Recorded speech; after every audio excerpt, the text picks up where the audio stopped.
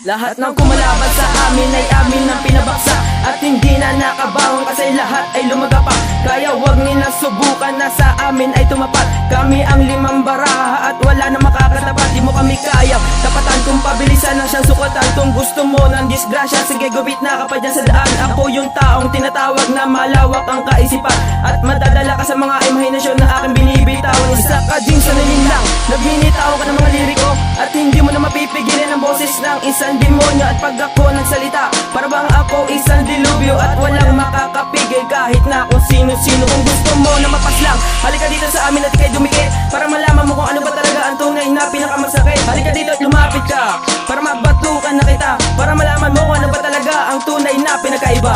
Kaming apat tagapagpaslang, di pa patakasin ang sisitakasan. Unti-unti ko nang lalamunin na buti sa akin na nagmamatapang. Tabos buto hanggang sa laman, pinilibos ko ang mga walang alam. Mga nagbabalak na kumagat sa aming balat ay talaga namang madalason lang. Imba na kami sa mga banatan na di mo nagamay, sapagkat ang lupit ng letrang pandigma ay napasa kamay. Sige sumabay, makinig ka sa amin, mari pa aminin na bilig ka. Bakit di patanggapin na sa amin lubog at nadaig ka?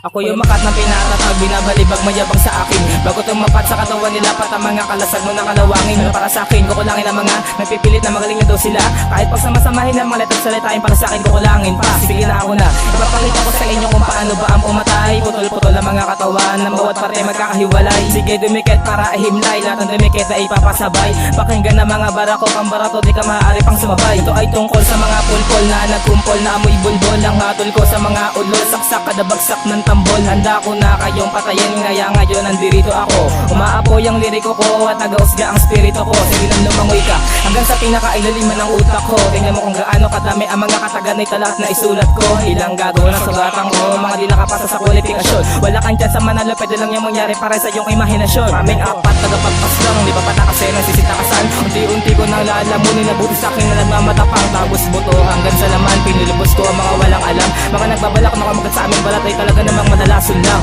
Imba na kami sa mga banatan na di mo nagamay, sapagkat ang lupit ng letrang pandigma ay napasa kamay. Sige sumabay, makinig ka sa amin, mari pa aminin na bilig ka. Bakit di patanggapin na sa amin lubog at nadaig ka? Isang makatang palaban na kayang dumurog ng mga depensa. Sa akin di patatalab, naglalagablag mo ng mga bara. Di mo na mabilang, di ka pa kabilang sa walang modong mga kriminal. Puro mga kupal na mga matumal, na mga balat nyo na panganimal. Kaya kong puniti na mga bahama, kaya dapat na mag-ingat sa mga pag-apa. Aking ibibiti na mga mahina dito sa laro ng durugan ng mga utak. Salpak ng mga talata, puro eksakto, para bang sinukat bagsak. Mga siraulo na aking sinira, sa pagkakasugat ay parang nagdarag sa pagkalapak ko ng mga letra ko na nag-aapoy sa mga dilubyo. Dito sa laro ang mga kambog na aking tinaboy. Kayo ay baboy, ako'y imbaboy, hindi mo ko kaya sa talataan. Makatangap noy, kayo ang unggoy, kayo ang badoy sa mga latagan ng sembra. Kapag kasinento sa kuy kaagad ang mga sumalo, kayo ang dayuhan ng mga kapon, kami ang solidong mga magdalo. Martial law, katumbas nitong linya na aking hinabi gamit ng talino sa akin. Hindi ka aabot kahit lulukin mo banig ng tahibo. Kaming apat tagapagpaslang, di pa patakasin ang sisitakasan.